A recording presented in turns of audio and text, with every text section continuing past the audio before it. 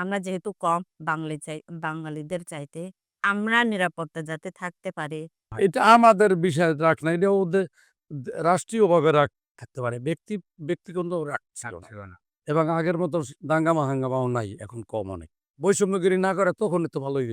আর যদি বৈষম্যগিরি করে তাহলে তো আরো খারাপ হবে। দ্রব্যমূল্যের নিয়ন্ত্রণটা রাখলেই সাধারণ মানুষ খুশি। নিউজি চ্যাটে স্বাগতম। বাংলাদেশে জাতীয় সংসদ নির্বাচন 12ই ফেব্রুয়ারি।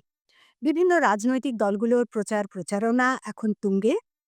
বাংলাদেশের ইতিহাসে এই প্রথমবারের মতো যেদিন জাতীয় সংসদ নির্বাচন সেই একই দিনে জুলাই সনদ বাস্তবায়নের ওপর গণভোট নেওয়া হচ্ছে। শহরের বাইরে বিভিন্ন গ্রামে গঞ্জে, শহরতলিতে, মফস্বলে যেসব ভোটার রয়েছেন তারা এই নির্বাচন থেকে কি চাইছেন জানতে দেশের বিভিন্ন জায়গায় ঘুরছেন শাকিল আনোয়ার। দেখা যাক আজকের পর্বে শাকিল আনোয়ার কোথায় রয়েছেন।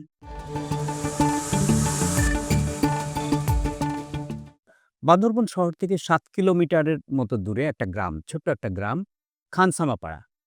আ এই পাড়ার রাস্তার ঠিক মোড়ে একটা চায়ের দোকান এবং অন্যান্য জিনিসও বিক্রি হয়, শুধু চায়ের দোকান না। এবং আ সেই চায়ের দোকানটা হচ্ছে ওমেনু মারমার। জি, আপনার নাম ওমেনু মারমা। ওমেনু মারমার সাথে আমি একটু কথা বলব নির্বাচন নিয়ে। ওমেনু মারমার নির্বাচন কবে জানেন তো না? ১২ তারিখ। জি, ভোট দিতে যাবেন তো? জি। একদম নিশ্চিত? কেন ভোট দেবেন? কেন কেন মন্ত্রী একটা মন্ত্রী একটা হবে ওই ভোট দিতে যাবো আরকি। এমপি এমপি এর জন্য আপনি জি। নির্বাচন করবেন, তাই তো? নির্বাচন করে আপনার কি লাভ হবে তাকে নির্বাচিত করে? লাভ তো হুম? লাভ কি করব? একটা জিনিস বলেন যে সেটা হচ্ছে ধরেন ওই যে যাকে নির্বাচিত করলেন, জি, সে আপনাকে নির্বাচিত হওয়ার পরে আপনার কাছে আসলো। এসে বলল যে, "তোমার কি চাই অমিনু মারমা?" ১ নম্বর, আমরা আ ভোট দিতে যাবো। কিন্তু একটা মন্ত্রী হলে আমাদের এই সুযোগ সুবিধা যেটা পাবে ওটা হুম, হুম। পাবে আরকি আমাদের কি সুযোগ সুবিধা চান আপনি? ১ নম্বর বলেন। ১ নম্বর কি সুবিধা আপনি চান? এই নতুন একটা সরকার আসছে তার কাছ থেকে। যেমন ওই আমার তো ছেলে-মেয়ে বড় হয়নি এখনো। যে একটা চাকরি হলেও একটা পাড়ার থেকে হলেও তো পাবে। হুম, হুম। ওটাই হুম, হুম, হুম। আর কিছু? চাকরি ছাড়া, ছেলেমেয়ের চাকরি ছাড়া? যে ধরেন আপনি হচ্ছেন মারমা, হ্যাঁ? পাহাড়ি একটা গোষ্ঠী। অন্য যারা মূল জনগোষ্ঠী বাঙালিদের থেকে আপনারা আলাদা। জি, তো একেকটা জনগোষ্ঠীর তো আলাদা, আলাদা চাহিদা থাকে। জি। সেই পাহাড়ি জনগোষ্ঠী হিসাবে আপনার চাহিদাটা কি? ১ নম্বর চাহিদা? সরকার যদি আপনাকে জিজ্ঞেস করে, "বলো, তুমি কি চাও?" আমাদের যাতে আহ সরকার চাহিদা আমরা নিরাপত্তা যাতে থাকতে পারি আমাদের এই মারমা হুম, সম্প্রদায় নিরাপত্তা।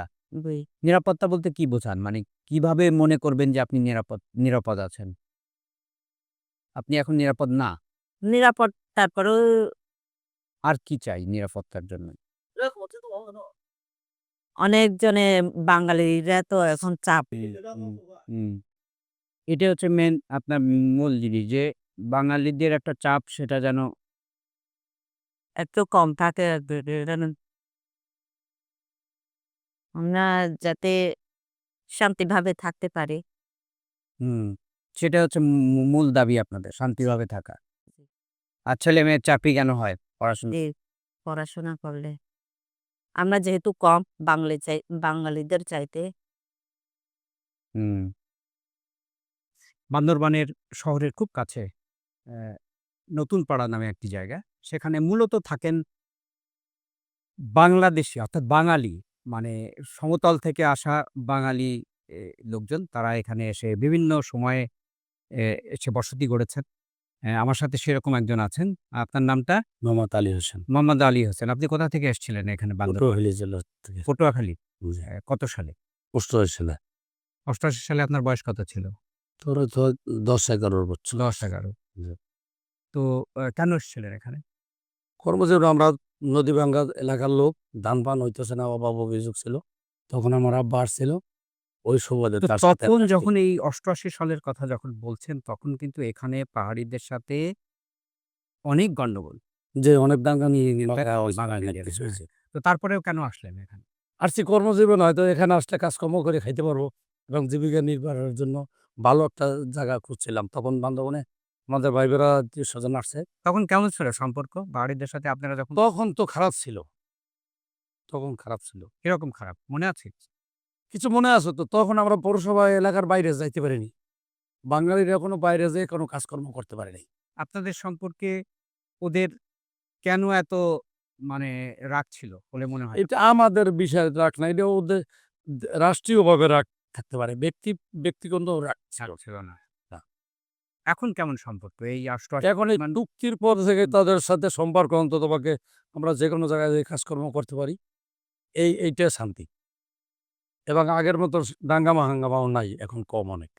এমনি মিছিল মিটিং হয় তাদের জাতিগোষ্ঠী হিসেবে তাদের অধিকারের আবদার প্রেস ক্লাবে মিছিল মিটিং করে বা আমাদের বাঙালির কথা আমরা বাঙালিরে বলতে পারি প্রেস ক্লাবে। কিন্তু আগে এরকম বলতে পারতাম না। এই অধিকারটা ছিল না। কি করেন আপনি? আমি আগে এখন ব্যবসা-বাণিজ্য করি। কি ইট বালি কিসের কংকর ব্যবসা বিক্রি করেন? করি। তাই? জি, তো আপনার আপনার যারা ক্লায়েন্ট, জি, হ্যাঁ? তাদের ভিতরে পাহাড়িও আছে? অবশ্যই। পাহাড়ি বেশি আছে আসলে। পাহাড়ি বেশি। জি, সামনে নির্বাচন। জি। ভোট-টোট দেবেন তো নাকি? অবশ্যই অনুষ্ঠান থেকে ভোট দেব না। ভোট দেবেন, হ্যাঁ। কি চান এই নির্বাচন থেকে? নির্বাচন থেকে দেশের উন্নয়নমূলক কাজকর্ম করবে।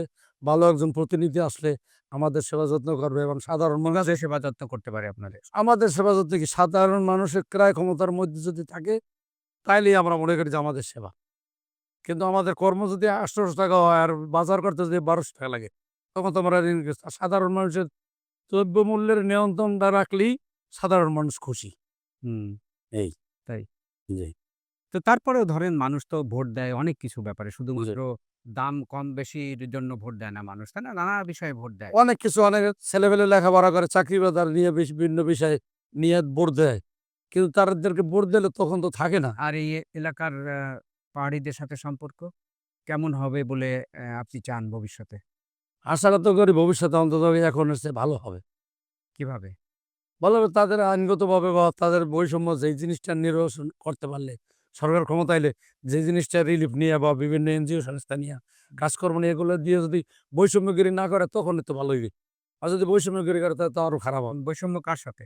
বৈষম্য বাঙালি পাহাড়িদের মধ্যে দ্বন্দ্ব না হইলে, বাঙালি পাহাড়িদের মধ্যে হিংসা দেমাক না থাকলে, তাদের বিরুদ্ধে বৈষম্য হইতেছে আসলে।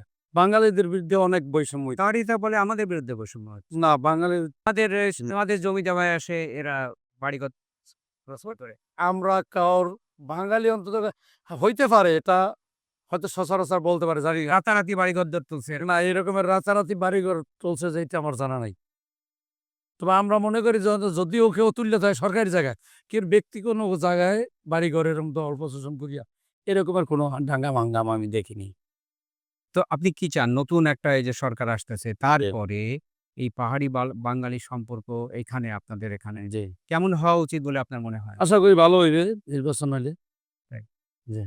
প্রতিদিনের আগে ভালো চুক্তির পরে অন্তত সামরিক ভালো ছিল। কিন্তু এখন আবার যদি আরো সরকার পরিবর্তন হয়, সামনের দিকে মন্ত্রী মিনিস্টাররা যদি হয়, তারা নিয়ন্ত্রণ রাখলে তো ভালো। এটাই মনে করি। আপনাকে ধন্যবাদ।